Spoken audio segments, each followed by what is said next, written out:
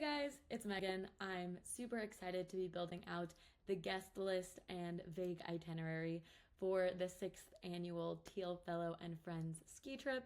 I wanted to make this FAQs so you can gauge if you're interested in coming on the trip again or if you are interested in attending for the first time.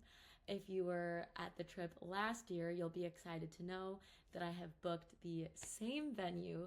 Chef Joel is available for the full week, so it is going to be very similar to last year, but of course with some improvements. You guys say the trip gets better every year, and I hope to maintain my record of it getting better and better. This is going to be a video of FAQs for anyone who is excited to come back on the trip, who may not have gotten all the updates of how it went last year, and for anyone who is interested in attending the trip for the first time. I'm going to go over what happens on the trip, what type of people are on the trip, and how I select the list and other FAQ. Trip will be in Big Sky, Montana, which is on the Icon Pass. So if you are on the Epic Pass, you will have to pay for your lift tickets. And if you don't want to ski on this trip, that is okay too. Which brings me to my second point. Not everyone on the trip is an avid skier. Not everyone skis, and not everyone is a Thiel Fellow. The name came from the trip being started by an amazing Thiel Fellow, Ben, and a continuation of it being Thiel Fellows and Friends over the past 6 years, but not everyone who attends the trip is a Thiel Fellow. You don't actually have to ski at all. Some people just stay back at the house and socialize. I definitely do for half of the days, and a few people took beginner lessons together, which was very fun. I'm going to be going with a group to take some lessons ahead of the trip this year because I am a mid blue and green skier and I would like to be better. This year is going to follow the same week-long layout as last year. It was the first time I ran this event for more than a weekend, and it worked really well. The work week vibes were very chill and co-worky. There was alcohol purchased, but not really drank. It was just board games and chatting. People got plenty of sleep. And then during the weekend, the vibes were more vibey, party energy, more social. And I really enjoyed being there for both. The one important disclaimer I'll make is that we did have intermittent issues with the Wi-Fi last year. I'm going to be doing everything I can leading up to the trip to make sure that we can have flawless Wi-Fi, but it isn't guaranteed. So if you are in the middle of a big work project that requires synchronous video calls and constant connectivity to the internet, then coming during the work week and anticipating having constant workflow is probably not for you. But if you are chilly, working on some projects, coding out some things, taking calls here and there, this is perfect. A little update from after I recorded this video. It sounds like multiple people are bringing Starlinks, which should greatly improve the Wi-Fi. The house is quite large, so despite having 30 to 40 people in it at any given time, people were able to have isolated calls without sitting in closets like they did 2 years ago, which is such a blessing. And of course, if you stay for the whole week, you get to catch up with everyone and meet everyone new, which was so exciting. We actually had Rickon come for the first half and then cancel his flights and stay for the full trip last year, which was super fun. So he got to make lots of friends. The accommodations of where you're staying vary greatly. There are private rooms with amazing views, and every single room has a humidifier. There's group rooms with bunk beds, and then we will have 3 cots and different couch sleeping arrangements. As far as what happens on the trip, there are some things that are persistent from year to year, and some things that were new last year that I'd like to carry on, and some things that I will just let pop into the 2026 trip as we see fit as a group. Every year, of course, there is skiing. This venue is ski in, ski out.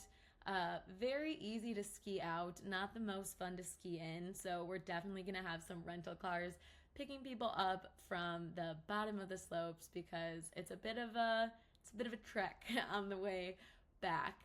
Other activities that I plan to keep this year is definitely the introduction circle and gratitude circle. I loved saving time and not having everyone introduce themselves individually to everyone. And I love the gratitude circle at the end because it's just really good vibes, and it just brought out all the good memories of what happened during the trip and kind of what we want to bring forward into next year. Other activities that I'm definitely bringing back is girls' night. I bought everyone matching pajamas, and we did tarot card readings and took Polaroids. And there was guys' night, which involved a lot of poker. I don't know if you guys want any matchy take-home things. Don't really know what you would want, so let me know. I also enjoyed board games. We played Balderdash. There was pickleball tournaments.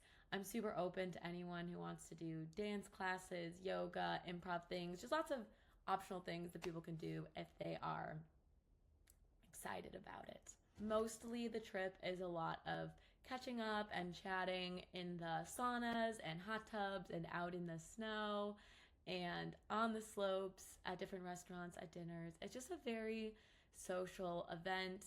And sleeping, if you have a private room, I think you can really get a lot of sleep, which is super nice and definitely different than venues we've had in the past, which is super great. Last year we did have some podcasty, interviewee recording out on the back patio with the gorgeous view overlooking the mountains. There will be more of that. So if you're interested in recording something, let me know. I didn't have to restrict anything last year, but I will if it impedes on the experience of everyone on the trip. But I think it'll be fun to have more video memes and collabs when it comes to content.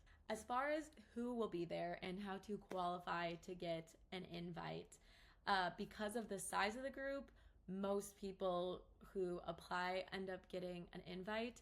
If you're new, I do a 15-minute vibe check call, and that definitely has a little bit less of an acceptance rate, if you will, because I do think that the energy of the trip is something I want to protect, but it also means that if you fit the vibes, you should have a perfect, amazing, wonderful time. I do try to keep the gender ratio balanced. Balanced means we always have at least 30% women. I think last year we had an even higher ratio. That's important to me. I try to have a good ratio of couples to non-couples, people who've been on the trip before to people who are new. It does feel like a family reunion every year, but also a good way to meet new friends that are aligned. If you've been to the ski trip before and you were generally super helpful with food and cleanup and cars and answering questions when I'm too burnt out to answer everyone's questions, you are most likely going to get an invite this year. If you've been on the trip before and you in any way made my job harder or bothered someone else in an avoidable way, you might not get an invite back this year, just to make sure that I can have a good time on the trip and that the vibes are protected. If you make an introduction to a new person or lead an activity, that also increases your odds of being invited. I love having the network effect. People from the ski trip invite amazing people that I wouldn't have otherwise been able to find by myself. I also, for the first time last year, invited people from the internet that I felt were very intriguing and exciting that weren't network invites.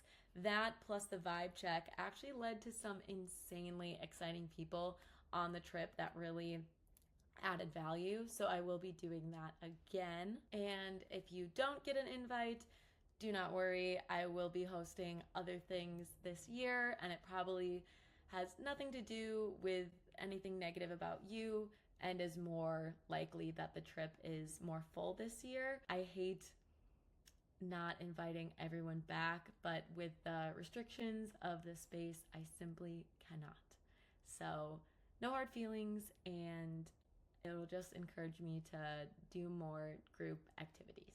Also, if you do not get invited on this trip, I can heavily recommend The Maker Group by Matt Carley. It's a group of entrepreneurs. We get together twice a year, do crazy retreats. I've been dancing in a castle. I've been line dancing at a country themed thing. There's always basketball games and deep talks about business and life. That is a little bit more expensive than the ski trip. It's $300 a month, plus you pay a little bit for going on the retreats, but it also comes with a really great online community. Lastly, something I forgot in the FAQs, if you do have dietary restrictions or allergies, Chef Joel and his team will make you like custom portions of food because they are angels and extremely talented. So do not worry about that. You will not have to pack your own food unless you explicitly want to. And to close, the interest survey is in the caption. Please fill it out and send it to your friends and make sure they say that you recommended them. Sending it to your friends does not decrease your odds of being invited. I will not invite your friends and not you, so don't worry about that. I cannot wait to see you guys in just a couple of months. This really is my favorite social event every year. I'm including a slideshow and video compilation of past years for memes and for even more insights if you're new. I've linked David's long video edit from last year in the caption. The drone footage is awesome. And I will link any other videos or shorts if you guys let me know that they exist. Can't wait to chat soon, and please respond to my text messages in a timely fashion. Love you. Bye.